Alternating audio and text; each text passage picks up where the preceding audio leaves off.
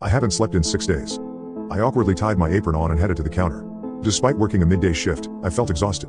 My stomach tightened with dread as I saw a shop full of customers lining up to get their lunchtime coffee.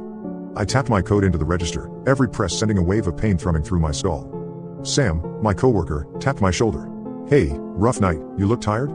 It was, and I was, but I tried to hide it in my voice. "Oh yeah, don't worry about me though, I've got enough energy to make it through my shift." She seemed a bit concerned but didn't press further.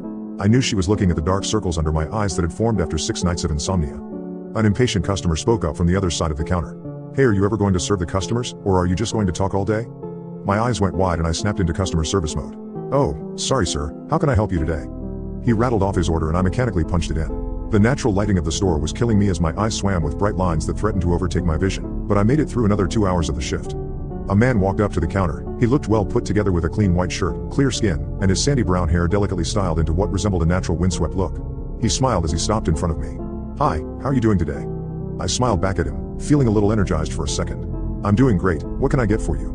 He went into a faux thinking pose for a second before replying, "How about a latte? Let's keep it simple." I tried to return his energy. "Oh yeah, I can definitely make one of those. I like them a latte." I made air quotes with my hands as I said it. His face dropped. Was that supposed to be a pun?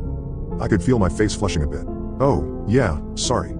He looked at me blankly for a second, then launched himself across the counter. We were slammed down to the floor with a crash, scattering merchandise across the floor. The force of the impact sent him rolling off of me, but in the seconds that I could see his face, I saw wild eyes and a vicious smile. I could barely move, my body was racked with a combination of fear and pain. From the periphery of my eyes I could see him standing up. He looked down at me and screamed, "Why would you say that?" His words sent a metallic wave of sound echoing in my ears, mingling with the screams and yells from around the store. I groaned from the floor, and he kicked me in the side. My ribs flared with agony, and I tried to speak but could only manage another groan. Then suddenly, he was gone.